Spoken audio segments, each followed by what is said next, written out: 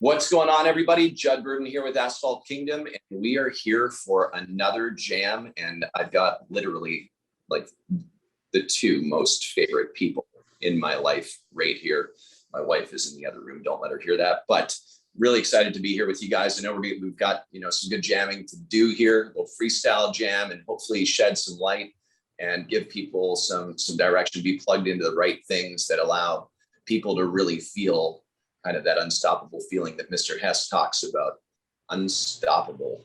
So without any further delay, here we go. We are going to discuss about what lies ahead, what actually lies ahead. It's been a wild year so far, lots going on, quite a few things going on, we'll say, definitely in the media, in the house, at schools or schools that are closed, workspace, customers' mindsets, your mindset. Man, there's a lot spinning around right now, and sometimes it may feel as though you're drowning. So hopefully we can help throw that life preserver to you, and you can get afloat, and let's power forward.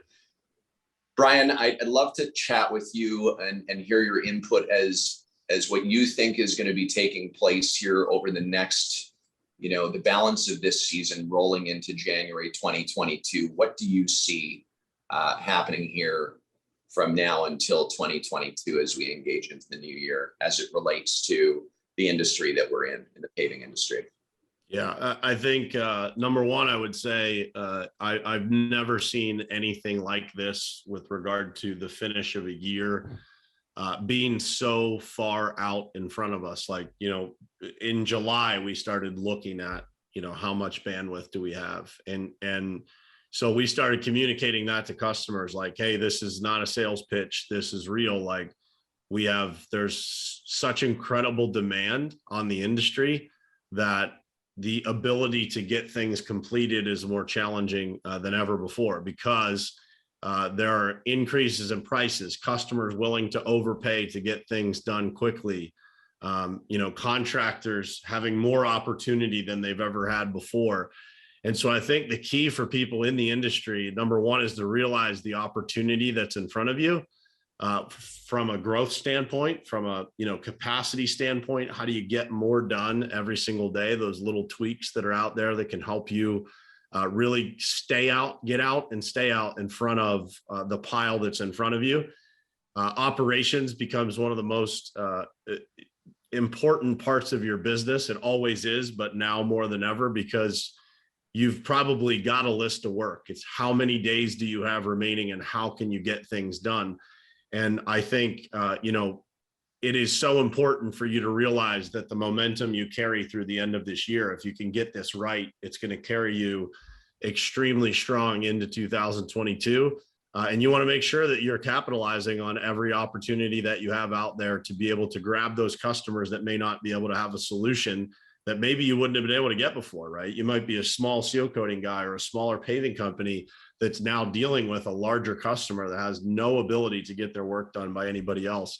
So it's really looking at these closing months from a 30,000 foot view and being intelligent about the moves that you make and the marketing that you're doing, and those people that you're following up on. Check in on those proposals that you might have sent out, forever ago that you think are dead. Those people might be coming back to you because they have no other option of where to go. So I think it's an incredible opportunity and a great chance for every business owner to look at their company and really figure out how to dial in the operations side of things to make the most of the rest of the year.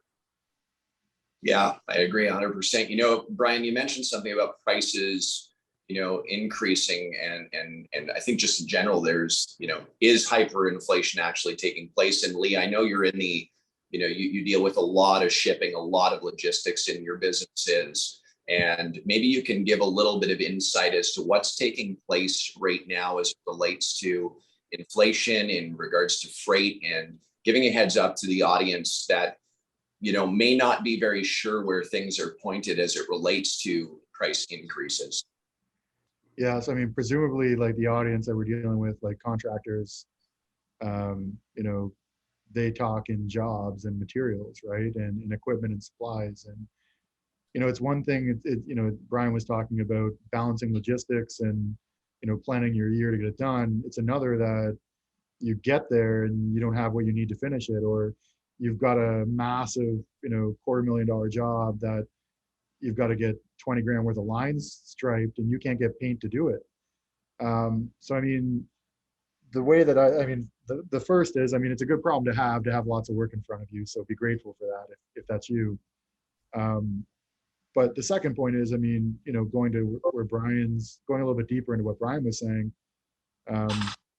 If you're looking at the logistics and you're looking at what the rest of your year looks like, you should probably be looking at what your consumables are, what equipment and tools you're going to need well in advance, and make sure that you're securing them. What people don't really think about is that a lot of tools or components for tools or inputs for your equipment are coming from Asia, whether it's China, Japan, or one of the Asian areas. And if you need a line striper and the line striper supplier is on back order for this part, you're not getting that machine. And if you need that machine to get the job done, that's your Achilles heel, right? And your supplier and your tools, and whether it's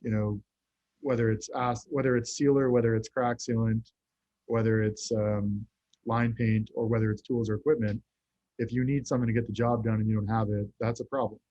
So, my suggestion would be, look at what you've got for the rest of the year, break it down into services, look at the tools, equipment, and kind of the critical parts that you can't do without, and make sure that you've got a plan to get those in advance.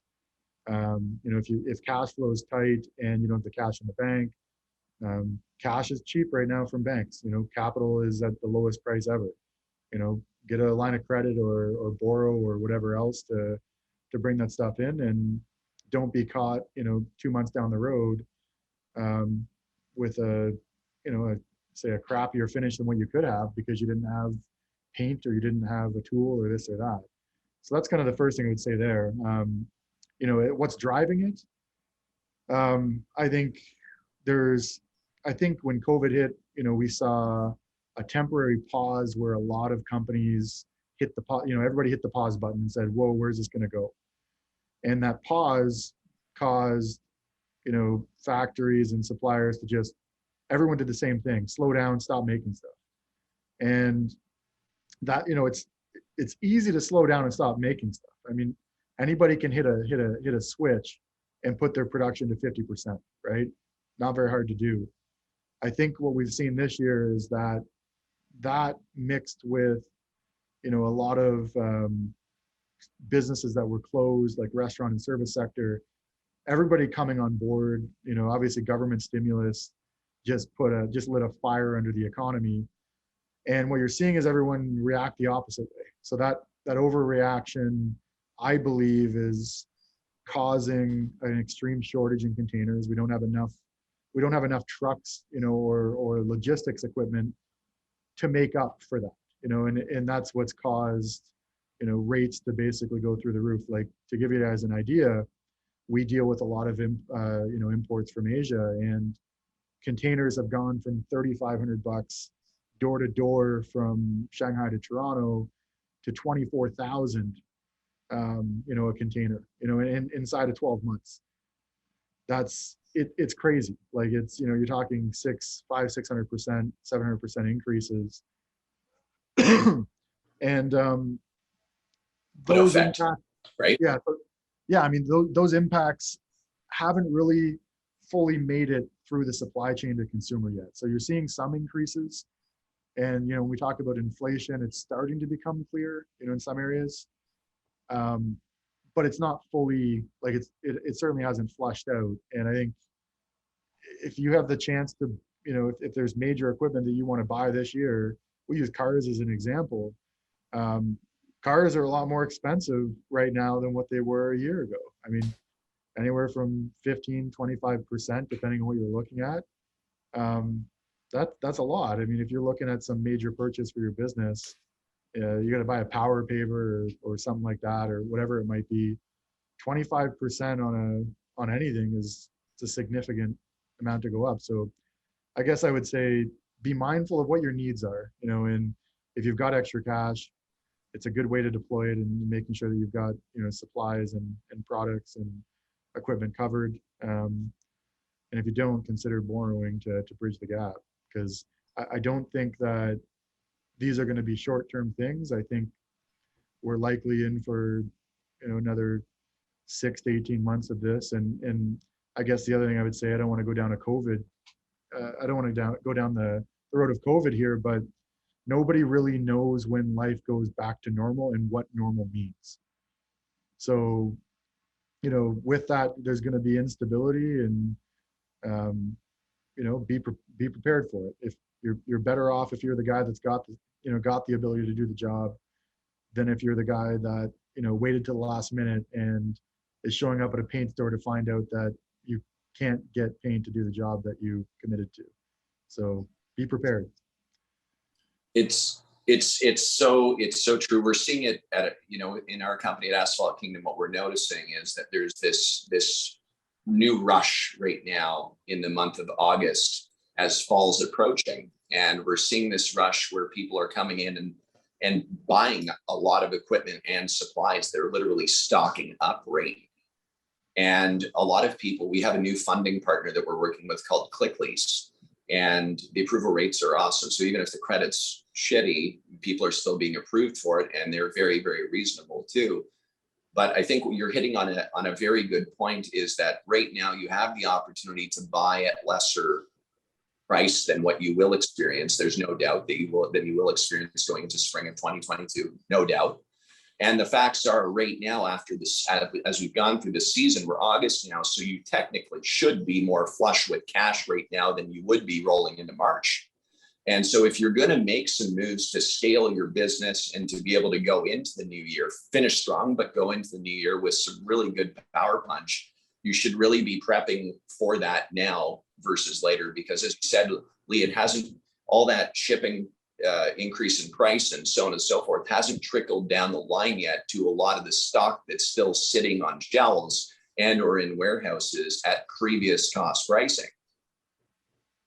Well, and I want to add to that too. I mean, there's two sides of this. One is if your business is fully booked to the year end and you're not going to be able to get every ounce of work done, well, then the focus this year is on yields and, make the best bottom line you can of it, right? Which is, negotiate in and buy bulks, like get what you need to get the job done.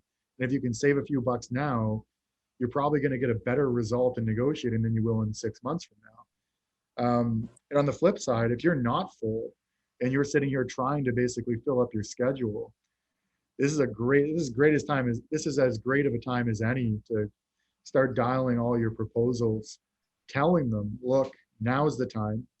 You have capacity and it's going to get more expensive next year. Like there's a way to approach this, whether or not you're, completely booked, or whether you're still booking, and there's a win on either angle. But if you are fully booked, 100% at this point, you're going to need the materials and supplies.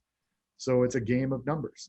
If you can shave 5% off of a $500,000 spend, that's $25,000 to year end you're going to save, right? So why not do it? Yeah, Brian,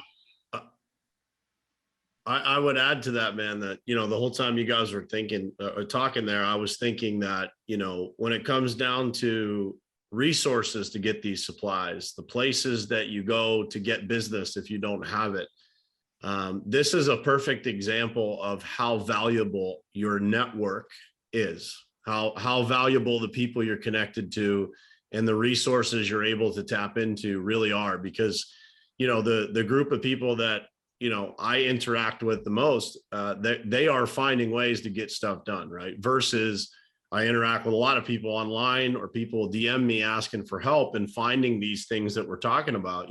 Maybe it's paint or supplies or equipment or whatever it is. And so I think it's more important than ever to be evaluating who you're connecting to and how much time are you investing into those relationships, because those things, not just from an equipment, supplies, and access to things standpoint, but also your network is going to be the difference between you being able to stay focused and mentally tough through this and keep your eye on the prize and really advance forward, and maybe drift off out into, wherever everybody else lies, confused about what to do. So I think it's important to realize that as you're going through these things, do not go through it alone, man. Find your tribe and find the people that can really help you and get you pointed in the right direction. That's huge. And I was on the TCS call, Top Contractor School call last week, and the call was a really interesting one. It wasn't necessarily about the framework associated with scaling and growing your business, but it had every ounce of energy and brightness a part of that to help people feel as though they weren't in the dark in a fetal position, not knowing what direction to go. There was a unit, there was a team that was together and speaking about eliminating the fear, disconnecting from media and social media and feeds that are basically feeding you a bunch of, I'll call it the cauldron of pus. You know what I mean? Just the shit. And that call for me, I left that call feeling, motivated and inspired, and I had direction in a bright environment, because let's face it, surrounding us right now is not a lot of great, bright, positive energy. No, It's man, not. it takes hard work to find the good news these days. And it takes a lot of focus and discipline to stay in that channel and to redirect some of the people that are genuinely and generally positive people. Everybody is going through that time where they're like, holy shit, man, what is going to happen here? We all have those moments where what is ahead, right? And rest assured, guys, you surround yourself with the right people. You get up every day and you do all the right things. It's impossible to get the wrong result. It doesn't matter what the conditions are. Last year when we were going through all this, I kind of joked around, but I was serious when people said there's going to be a recession. I said, that's great. We're just not going to participate. The recession is a word that's spread on the news, man. That is not reality. Recession for the country doesn't mean squat to you. If you are pushing hard enough, you're surrounded by the right people, you're plugged in, your processes are right, you're getting up every day, doing all the right things, doesn't mean anything to you. It's an opportunity. And so don't be sold the story that is so often said to us, like, oh man, what lies ahead? Opportunity, friends, is what's ahead if you are able to seize it. But if you want to listen to the stuff that's on the news and how there's going to be a recession and the uncertainty of this, look at ways you can capitalize from it, and you will. If you look for opportunities of why you can make excuses, you'll find those too. So I would say one Couldn't agree more. The recession topic is I would replace recession with transition, right? Whenever there's a recession, or a drop, it means that there's dramatic change. That's all it is. It's change, right? The way that we measure change, because we base a lot economically, is just change in value. A market dropped 30%, there was a change in value. That just means that, people, for whatever reason, don't have a lot of confidence in the future of the current way of doing things, and it's going to transition, right? So I think that, and one thing that's fantastic about transitions is they bring, to those that aren't afraid to look at it, in this, don't get me wrong, I don't want to put across like this isn't painful, because they are for a lot of people. And they're painful to think about, but transitions are also great. I mean, if you're the type of person that looks at it and looks at how things are changing and what the impacts might be, or how things have changed, if it's after, and what the impacts are, you have the ability to build and react to that. And you can either plan for it by looking ahead, or wait till it happens and change when it hits you, right? So I mean, for me, the context is, today a great deal of my business is reliant on imported components from Asia, right? It's not what I chose, but it's what the realities are of the components that we need and where they're made. But the long term is, and if I want to give everyone a 10-year view of my vision of North America, say 10 to 20, that's going to change. The writing's on the wall that there's an appetite for manufacturing locally. Global trade is not. It's proven that for whatever reason, and this is for better or for worse, it doesn't matter whether I like it or not. Generally, people have an appetite to see things made locally and less dependence on other countries and globalization. So I can choose to like that or not, but the realities are is that that's going to lead to a change in supply chains, a change in where things are made. You know, it's going to be a big change to consumers. Consumers are going to pay more, but that's a reality that we got to play ball with, right? It's going to go where it's going to go. And when I'm going back to earlier where I mentioned, you know, recession versus transition, this could lead to a recession, but ultimately it's just a transition. It's one thing changing, you know, from this to another. And, you know, my challenge, you know, in my businesses is to read that and to, you know, and to react to it and to, you know, make a plan that's going to allow us to go through those transitions, hopefully as smoothly as possible and with as little turbulence as possible. But it's something I think we all got to embrace, right? Transition is not something to be afraid of. It's something to get in front of, to think about, you know, and to plan for. So I think I didn't mean to ramble on that recession piece, but it triggered. And I think that's an important point to think about. I mean, don't sit scared about what might happen. Just think about what it might look like and build a picture in your head and then relate that to what you think you need to do in your life and in your business to, you know, to make the changes needed to prepare for it. Man, that is very, very powerful. And it's something, you know, I hear people speaking about being afraid to age. It's just a longer transition if you look at it over a whole life, but you can look at aging over a year if you want, right? And the reality of it is we're dealing with things right now that are what we choose to deal with. It's literally whatever we choose to deal with. If we wake up in the morning and we're not connected to Facebook and we're not turning on the news and we're not speaking to people that drag us down into the cauldron of pus, and you are literally connected to the framework and the goal that you're wanting to achieve in your life, well, if you keep doing the same thing over and over again, like Brian stated, it's going to be hard not to get closer to the goal. And, you know, with that being said, I know that, you know, there's this time that's left in our season, which we discussed, that there's this time left to be able to achieve a lot of goals. Like, it's not too late. It's today's, you know, we're dealing with the third week of August, and it's not too late.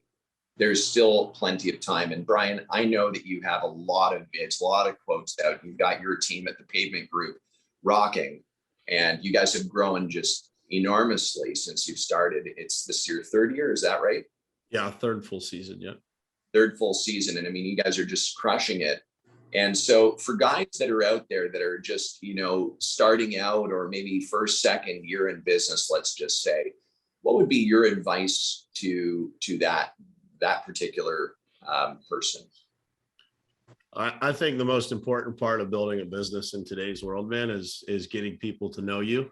That is, you know, if I could go back and start over at the Pavement Group, I would have done that bigger, faster. So, you know, just having a social media presence, networking in your community. If you're a local business, you know, making sure that people know you, make sure your company is branded well, it's recognizable. They understand what you as an individual leading that company or being the face of that company, what you actually stand for. I believe that in today's world, as technology has allowed the world to get smaller, people are starting to have an expectation of knowing the people they do business with via, you know, influence, online, social media, things like that. And I use, you know, a couple of big companies as an example. You know, Home Advisor is one that I use all the time. I hope someday the CEO of Home Advisor calls me and says, good tip, man. But, you know, a lot of people in our industry have a negative view of Home Advisor. And I often say, like, I don't know who the CEO of Home Advisor is, but my guess is he's probably a pretty decent guy, or it's a pretty nice girl, right?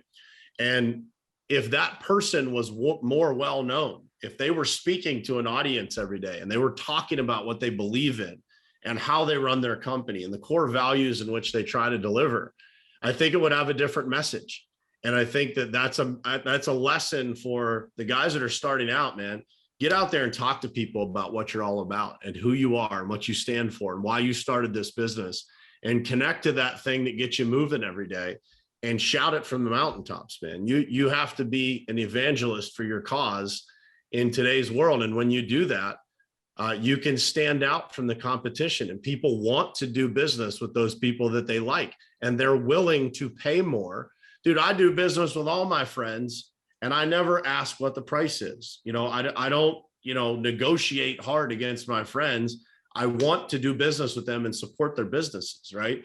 And that is the same. Those people become your friends, man. And so building that following, building the attention, telling your story, and doing it as many times as you possibly can, it's undefeated in the world of business. The people that do it and do it well, it's undefeated. And that is, that's just a fact. And so those people who are starting out, that's the best thing they can possibly do.